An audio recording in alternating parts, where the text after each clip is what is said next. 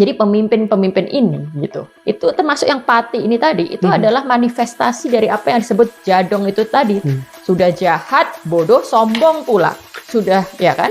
Dalam konteks pemimpin Pati misalnya case-nya. Itu ya. Nah, dia jahat. Jahat di sini adalah dia membuat sebuah kebijakan tanpa konsultasi, tanpa bertanya, tanpa mendengar rakyat, dan tujuannya akhirnya hanya mau memeras rakyat.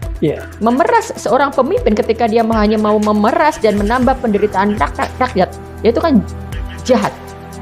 Nah, bodoh di sini, ya bodoh itu dia tidak paham bahwa dia sebagai pemimpin itu bisa dengan mudah dijatuhkan oleh rakyat. Dia tidak tahu bahwa di sistem demokrasi ini tuannya dia betul-betul rakyat, dia harus melayani rakyat.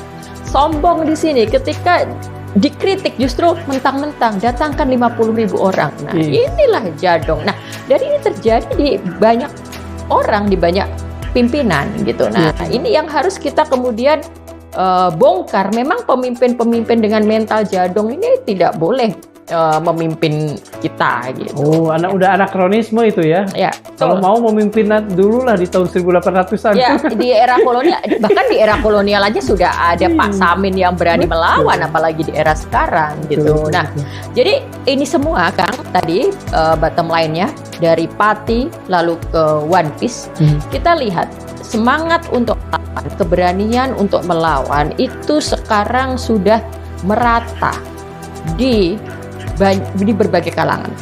Dulu seolah-olah yang melawan itu hanya aktivis, gitu kan, mahasiswa. Enggak, sekarang sopir truk melawan, ojol. Dan ini kalau disamin juga, apalagi ditarik ke hari ini, petani kan, petani ikut, pedagang ikut, ibu rumah tangga ikut. Semuanya punya keberanian dan punya kesadaran untuk melawan gitu. Iya, jadi memang pemerintah ini bebal.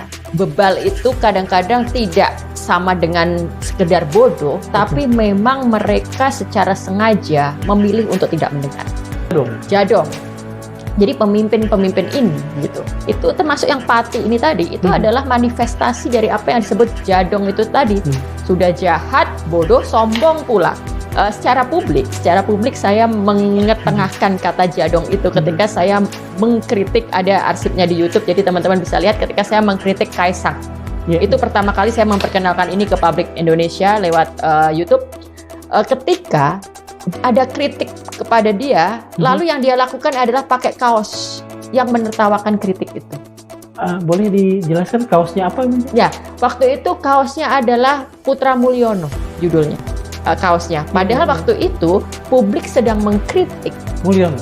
Iya, Mulyono itu dalam kebijakan ketika dia mau memenangkan Kaisang, mau menempatkan Kaisang agar bisa nyalon. Iya. Itu kabut gubernur ya kalau nggak salah. Iya, jadi waktu itu gerakan peringatan darurat dan sebagainya. Lalu Kaisangnya malah pergi ke luar negeri. Yang beli kue itu kan? Iya, apa-apa. Nah, tapi yang dia lakukan kan dia pakai kaos Putra Mulyono gitu. Itu